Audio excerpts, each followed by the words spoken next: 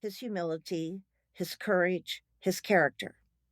This book is about what we can learn from him that maybe can help our nation's leaders get to a better place. Actually, help all of us get to a better place. But before we go on, I'd like to make one important point. He was not perfect. His oldest son acknowledged his imperfections when he eulogized his father at his state funeral at the National Cathedral in Washington, D.C. To us, he was close to perfect, but not totally perfect, said President George W. Bush. His short game was lousy. He wasn't exactly Fred Astaire on the dance floor. The band couldn't stomach vegetables, especially broccoli. And by the way, he passed those genetic defects along to us. Just from my 25 years as his chief of staff, I would admit President Bush could be stubborn, single-minded, and sometimes exhausting. I once left the office, slammed the door behind me, and went home for the day because he had so irritated me. And yes, he could be tough. Although he was not considered a gifted politician, he was still a politician. When he had to, he knew how to play political hardball.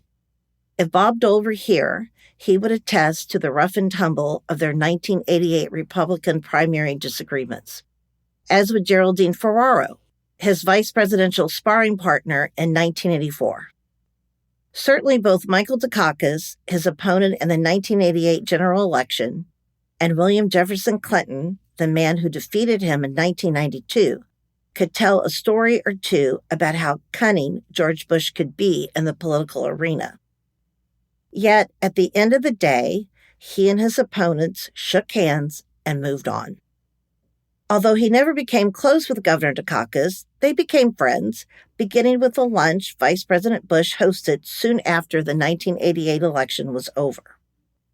He called Geraldine Ferraro shortly before she died to tell her that he loved her. Yes, they had become close friends. A very frail Senator Dole painfully hoisted himself out of his wheelchair to pay his respects to his old political opponent when 41 lay in state in the Capitol Rotunda. When I asked him why he had done that, his answer was simple. I had to stand for the president. It didn't feel right to be sitting down when I saluted that amazing man.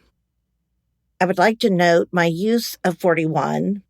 I will not always call the 41st president 41 in this book, but I reserve the right to do so often for two reasons. One, he loved the nickname, and two, it will help me on my word count. And if she were here, Barbara Bush would tell you her husband became the father that President Clinton never knew. Jon Meacham, while writing his biography of George H.W. Bush, Destiny and Power, observed, "What is critical to understand about Bush is that winning was not the end of his endeavors, but the means, the way by which he could bring a sense of decency and of dignity to a public arena often bereft of both." As he observed as his mind turned to his 1988 White House run, "If you want to be president, and I do, there are certain things that I have to do, certain speculation that I have to put up with, and certain ugliness that will crop into a campaign or into the pre-campaign." his impulses to do good and to do in his opponent were intertwined. He, of course, won in 1988, but then lost his re-election bid in 1992. Some of you might argue that makes him a loser. President Bush himself described his loss as the equivalent of being fired by the American people. So just what can we learn from someone who suffered such a public and what he considered a humiliating defeat? You could say he lost the battle but won the war.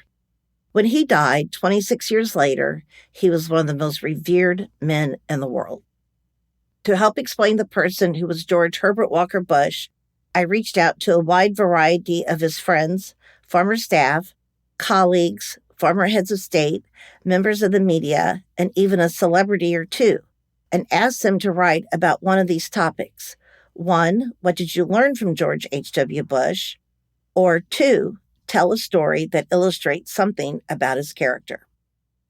Their answers included everything from how he ended the Cold War without a shot being fired to how he taught them to